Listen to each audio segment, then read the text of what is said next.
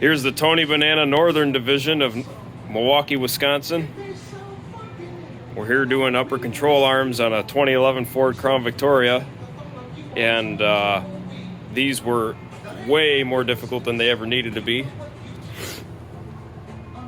There's the new one installed.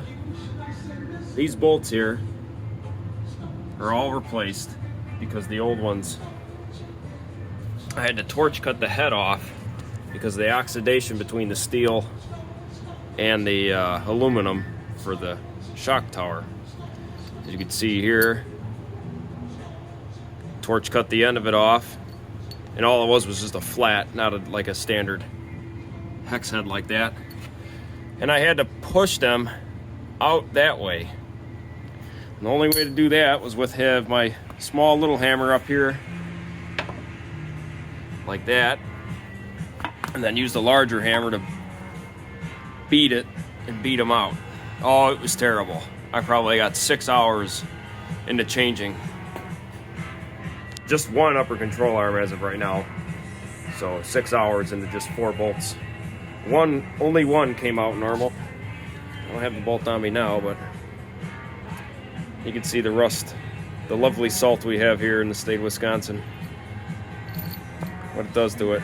So, I don't know if focus or not, but yeah, it's pretty bad. And I figured it'd be a straightforward job, and on other YouTube videos, they got the guys just taking this off, they pull the shock tower out of the way, and the bolts just boop, flop right in, and they change it. No, not here. Look at all this garbage. Got 2 air hammers. Had to break out the torch. Variety of hammers and sockets, and use a carbide bit. You grind the rest of it away. It was a joke. It was a huge pain. I'll show you the other side of it disassembled.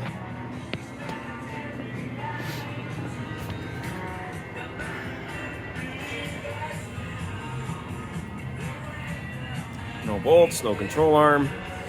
I'm doing wheel bearing assemblies because the old ones were shot. Here. Ugh. They're junk. Here's another fine example of rust, what it does to these bolts, and that's why it's so difficult to come out. Plus the oxidation on that end. Good stuff.